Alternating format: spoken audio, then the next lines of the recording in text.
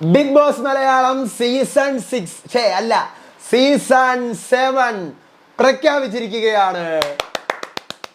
അതെ, സീസൺ 7 പ്രഖ്യാപിച്ചു. അയ്യോ അടിപൊളി. അപ്പോൾ അൾട്ടിമേറ്റ് ഇല്ലേടേ, അതാണ് എനിക്കൊരു വിഷമം. അൾട്ടിമേറ്റ് ഇപ്പോൾ ഇല്ലേ?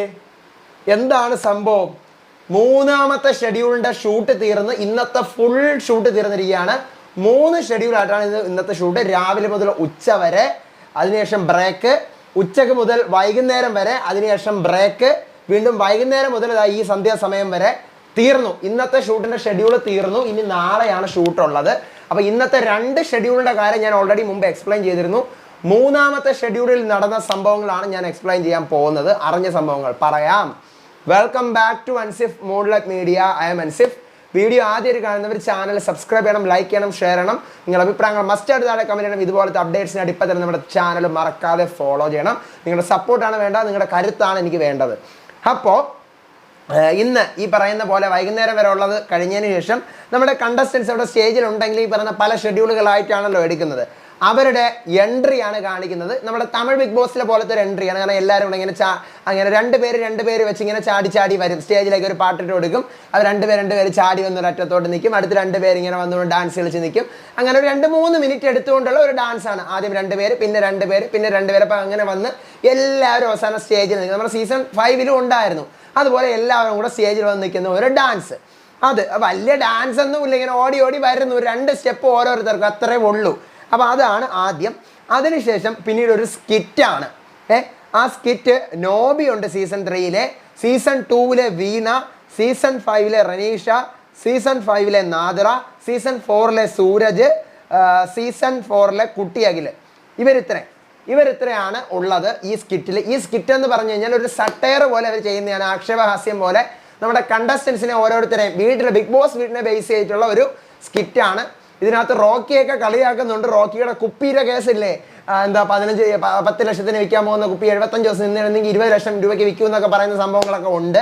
അപ്പം ആ സ്കിറ്റ് ഭയങ്കര രസകരം. പക്ഷേ അതിനകത്ത് അഭിഷേകിനിട്ട് 2-3 കുത്തും പോലെ, എക്സ്ട്രാ ആയിട്ട് 2-3 കുത്തും പോലെ ഉണ്ട്. അത് നമുക്ക് നാളെ എന്തായാലും നോക്കാം. അങ്ങനെ ഒരു സട്ടയർ ആണെങ്കിലും എവിടെയൊക്കെ കുറച്ച് പേഴ്സണലായിട്ട് കുറച്ച് പേരെ കുത്തുന്നതായിട്ടുണ്ട്. എന്തായാലും കണ്ടസ്റ്റൻസിനെ മൊത്തം കളിയാക്കി കൊണ്ടിട്ടുള്ള ഒരു സ്കിറ്റാണത്. അപ്പോൾ അത് കഴിയുന്നു. അതിനുശേഷം പിന്നീട് ഒരു പ്രൊമോയുടെ ഷൂട്ടാണ്. ലാലേട്ടൻ ഒരു പ്രൊമോയുടെ ഷൂട്ട് എടുക്കുന്നു. ആ പ്രൊമോയ്ക്കകത്താണ് നമ്മുടെ സീസൺ 7-നെ കുറിച്ചുള്ള ഒരു ഹിൻഡ് നമുക്ക് വരുന്നത്. പല സ്ഥലത്ത് നിന്ന് വന്നിട്ടുള്ള പല ആൾക്കാർ ഇവിടെ ആദ്യം സൗഹൃദം സ്ഥാപിച്ചു. പിന്നീട് ബിഗ് ബോസ് ഹൗസിൽ അവർ ഒരുമിച്ച് മുന്നേറി. അധികാരങ്ങൾക്ക് വേണ്ടി അവർ പരസ്പരം പോരടിച്ചു, മത്സരിച്ചു. പിന്നീട് അവരുടെ വിഷമങ്ങൾ മനസ്സിലാക്കി മനുഷ്യത്വത്തിൻ്റെ കാര്യങ്ങൾ അവർ തിരിച്ചറിഞ്ഞു. അപ്പോൾ അതിനുശേഷം മനുഷ്യത്വങ്ങൾ തിരിച്ചറിഞ്ഞു. ഇനി നമുക്ക് കാത്തിരിക്കാം ഈ വീടിലെ പുതിയ 25 അതിഥികൾക്കായി എന്ന് പറയാണ്. പുതിയ 25 അതിഥികൾക്കായി നമുക്ക് കാത്തിരിക്കാം എന്ന് പറയുന്നുണ്ട്. അപ്പോൾ ഈ സംഭവം എന്താ? ഈ പുതിയ 25 അതിഥി എന്ന് പറഞ്ഞു കഴിഞ്ഞാൽ അൾട്ടിമേറ്റ് അല്ല, ഒബ്വിയസ്ലി അത് സീസൺ 7-നെ തന്നെ സൂചിപ്പിക്കുന്നതാണ്. അതാണ് പറഞ്ഞത്, സീസൺ 7-ന്റെ കാര്യമാണ് ഇന്ന് പ്രഖ്യാപിച്ചിരിക്കുന്നത്. എനിക്ക് തോന്നുന്നത് പ്രൊമോയ്ക്ക് വേണ്ടി എടുത്ത സാധനമായിരിക്കും. പക്ഷെ അത് കാണുന്നൊരു വ്യൂവർ സീസൺ 7 തന്നെയാണ് ഉദ്ദേശിച്ചത്. കാരണം 25 പേരെന്ന് പറയുന്നുണ്ട്. അൾട്ടിമേറ്റ് സീസൺ ആണെങ്കിൽ അങ്ങനെ പറയത്തില്ല. അപ്പോൾ അതുകൊണ്ട് സീസൺ 7 ആണ് ഈ സമയത്ത് പറഞ്ഞിരിക്കുന്നത്.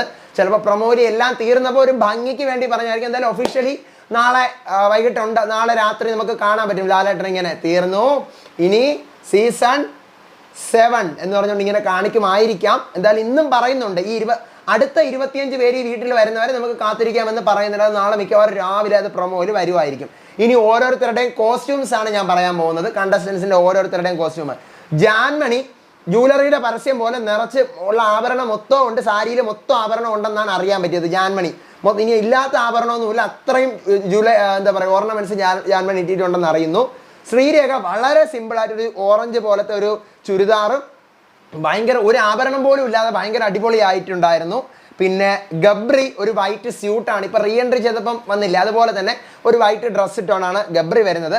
അപ്സരയും ഒരു വൈറ്റ് ടോപ്പും സ്കേർട്ടും ആണ് ഇട്ടിരിക്കുന്നത്. അവരൊരു ഗബ്രി അപ്സര ഒരു പെയർ പോലെ ആണ്, 2 പേരും വൈറ്റ് ആണ്. അടുത്ത് പിന്നീട് സായി ഒരു സിൽവർ കളർ കോട്ടും ബ്ലാക്ക് പാൻസും ബ്ലാക്ക് ഷർട്ടും, അതാണ് സായിയുടെ വേഷം. സിജോ ബ്ലാക്ക് കോട്ട്, ഇതിനകത്ത് വെള്ള ഷർട്ടുണ്ട്, അതിനകത്ത് ബ്ലാക്ക് കോട്ട്. പിന്നീട് ഈ പറയുന്ന പോലെ ബ്ലാക്ക് കോട്ടിൽ തന്നെ നക്ഷത്രം പോലെ എന്തൊക്കെയോ ഡിസൈൻസും കാര്യങ്ങളും ഉണ്ട്. അൻസിബയുടെ ഡ്രസ്സ് നീല സാരിയാണ്, വളരെ സിമ്പിൾ ആയിട്ടുള്ള ഒരു നീല സാരി. റസ്മിൻ കോട്ട് ഫസ്റ്റ് റസ്മിൻ്റെ എൻട്രി ഉള്ള സമയത്ത് റസ്മിൻ്റെ ഡ്രസ്സ് ഇട്ടിരുന്ന ഓർമ്മയുണ്ടോ? ഫസ്റ്റ് സ്റ്റേജിൽ മറ്റേ ഓറഞ്ച് കളർ ഡ്രസ്സ് എൻട്രി, അതുപോലത്തെ അതിൻ്റെ ചാണക കളർ പച്ചയുടെ ഒരു കോട്ടാണ്. പിന്നെ രതീഷ് ജുബ്ബയാണ്, പച്ച കളർ പോലത്തെ ഒരു ജുബ്ബയാണ്. അത്യാവശ്യം നല്ല രസം ഉണ്ടായിരുന്നു എന്നാണ് അറിയാൻ പറ്റിയത് അത് കാണാൻ. പിന്നീട് സുരേഷിൻ്റെ ഡ്രസ്സ് ബ്ലാക്ക് കോട്ടും പാൻസും ആണ്. നോറയുടേത് ഒരു ക്രീം കളർ പോലത്തെ ടോപ്പും പാവാടയും സ്കർട്ടുമാണ്. ശ്രീധുവിൻ്റെത് സ്ലീവ്ലെസ് റെഡ് ടോപ്പും സ്കർട്ടുമാണ്. പൂജയുടേത് ചുരിദാർ പോലത്തെ ഒരു ഗ്രാൻഡ് ചുരിദാർ പോലെ, അത് നീലയും ഗ്രേയും കൂടെ മിക്സ് ചെയ്തിട്ടുള്ള ഒരു ഗ്രാൻഡ് ചുരിദാറാണ്. യമുന റാണിയുടേത് വൈറ്റ് സാരിയിൽ റെഡ് ബ്ലൗസ് വന്നിട്ടുള്ള ഒരു സംഭവമാണ്, കോസ്റ്റ്യൂമാണ്. ശരണ്യയുടേത് ബ്ലാക്ക് നെറ്റ് പോലത്തെ ഒരു ഫ്രോക്ക് പോലത്തെ, കോസ്റ്റ്യൂമിൻ്റെ പേര് എനിക്കറിയത്തില്ല, ബ്ലാക്ക് നെറ്റ് പോലത്തെ ഒരു സംഭവമാണ്, ഒരു ഫ്രോക്ക് പോലെ നെറ്റാണ്. നിഷാന ബ്ലാക്ക് ടീഷർട്ട് സ്കർട്ട് എന്നാണ് അറിയാൻ പറ്റി, നമുക്ക് നോക്കാം. അഭിഷേക് ജയ്ദീപ് എൻട്രിയിൽ അഭിഷേക് വന്നപ്പോൾ ഒരു ഡ്രസ്സ് ഇട്ടിരുന്നില്ലേ, കോട്ട് പോലത്തെ, അതുപോലത്തെ തന്നെ ഇത്തിരി ഗ്ലൈസിങ് ഒക്കെ ഉള്ള ഒരു ഡ്രസ്സാണ് വീണ്ടും ഇട്ടുകൊണ്ട് വന്നിരിക്കുന്നത്. പിന്നെ ഉണ്ടാകും നമ്മുടെ നന്ദന, ഭയങ്കര ഗ്ലാമറസ് ആയിട്ട് നന്ദന വന്നു എന്ന് അറിയുന്നു. കടും റോസ് കളറൊക്കെ ഇട്ട് ഭയങ്കര നല്ല അട്രാക്റ്റീവ് ആയിരുന്നു നന്ദന, ഭയങ്കര അട്രാക്റ്റീവ് ആണെന്നാണ് അറിയാൻ പറ്റിയത്. നോക്കാം. അപ്പോൾ ഇത്രയാണ് അവരുടെ കോസ്റ്റ്യൂംസ്. ഇത് നമുക്ക് നാളെ അല്ലെങ്കിൽ ചിലപ്പോൾ ഇന്നിപ്പോൾ എപ്പിസോഡ് നടന്നുകൊണ്ടിരിക്കുകയാണ്, എപ്പിസോഡ് തീർന്നിട്ട് അതിൻ്റെ പ്രൊമോ വരും. ആ പ്രൊമോയിൽ നമുക്ക് അറിയാൻ പറ്റും. ഇത്രയാണ് ഞാൻ അറിഞ്ഞത്. ഇന്നത്തെ ഷൂട്ടിങ് തീർന്നിട്ടുണ്ട്. നാളെ രാവിലെ ഷൂട്ടിങ് ബാക്കി പുനരാരംഭിക്കും. ലാലേട്ടൻ കണ്ടസ്റ്റൻസിനോട് ചോദിക്കുന്ന ഇൻട്രാക്ട് ചെയ്യുന്ന കുറച്ച് സീൻസ് ഉണ്ടല്ലോ, അതായത് ഓരോ കണ്ടസ്റ്റൻസിനെയും പൊക്കിയിട്ട് എന്താണ് വിശേഷം, പുറത്ത് പോയിട്ട് എന്ത് തോന്നുന്നു, എന്താണ് തോന്നുന്നത്, പൂജ നിങ്ങളുടെ ഹെൽത്ത് ഒക്കെ ഓക്കെ, നിങ്ങൾ പുറത്ത് പോയതല്ലേ, സായി പണപ്പെട്ടി എടുത്തുകൊണ്ട് പോയിട്ട് എന്ത് പറഞ്ഞു ആൾക്കാർ എന്നൊക്കെ പറഞ്ഞുകൊണ്ട് ലാലേട്ടൻ ചോദിക്കുന്ന ഒരു സെഗ്മെന്റ് നാളെ ആയിരിക്കും.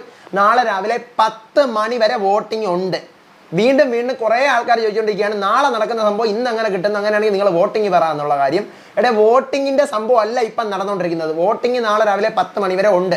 അതിനുശേഷം അതിൻ്റെ റിസൾട്ട് എല്ലാം വന്നതിന് ശേഷം വീട്ടുകാരെ ഓരോരുത്തരായിട്ട് വെളിയിൽ ഇറക്കത്തുള്ളൂ. ഗ്രാൻഡ് ഫിനാലയുടെ ഷൂട്ടിങ് വൈകിട്ട് 3 മണി മുതലാണ്. 3 മണി മുതലാണ് വൈകിട്ട് ഗ്രാൻഡ് ഫിനാലയുടെ ഷൂട്ടിംഗ്. ഒരു 6-6:30 ആകുമ്പോൾ അത് തീരും. നമ്മളിവിടെ തുടങ്ങുന്നതിന് ഒരു അരമണിക്കൂർ, ടി വിയിൽ എപ്പിസോഡ് തുടങ്ങുന്നതിന് ഒരു അരമണിക്കൂർ മുമ്പേ ഈ സംഭവം തീരത്തുള്ളൂ. അപ്പോൾ അതുവരെ ഷൂട്ടാണ്. പിന്നീട് ഈ പറഞ്ഞ പെർഫോമൻസും കുറച്ച് ഇൻട്രോസും കാര്യങ്ങളൊക്കെ ഉണ്ടാവും. അപ്പോൾ എന്തായാലും സീസൺ 7 പ്രഖ്യാപിച്ച ലെവലിലാണ് സംസാരിച്ചത്. ഞാൻ പറയുന്നത് അയ്യോ അൾട്ടിമേറ്റ് പ്രഖ്യാപിക്കണേ, അൾട്ടിമേറ്റ് പ്രഖ്യാപിക്കണേ, കാണാൻ കൊതിയാവുന്നു. അൾട്ടിമേറ്റ് വേണം, നാളെ ലാലേട്ടൻ പ്രഖ്യാപിക്കും എന്നാണ് ഞാൻ കരുതുന്നത്. നമുക്ക് നോക്കാം. ഒത്തിരി പ്രതീക്ഷകളുള്ളൊരു ഫിനാലെയാണ്. ഞാൻ എല്ലാ അപ്ഡേറ്റുകളും നിങ്ങളുടെ മുന്നിലേക്ക് എത്തിച്ചിട്ടുണ്ട്, നിങ്ങളെല്ലാം കാണുന്നുണ്ട്. സോ നിങ്ങൾ ആരും ബിഗ് ബോസ് തീർന്നാൽ അൺസബ്സ്ക്രൈബ് അടിച്ച് പോകരുത്. ബിഗ് ബോസിൻ്റെ പിന്നിൽ നടക്കുന്ന കുറച്ച് സംഭവങ്ങളും മുന്നിൽ നടക്കുന്ന കുറച്ച് സംഭവങ്ങളും സത്യാവസ്ഥകളും കള്ളാവസ്ഥകളും ഒക്കെ ഉണ്ട്.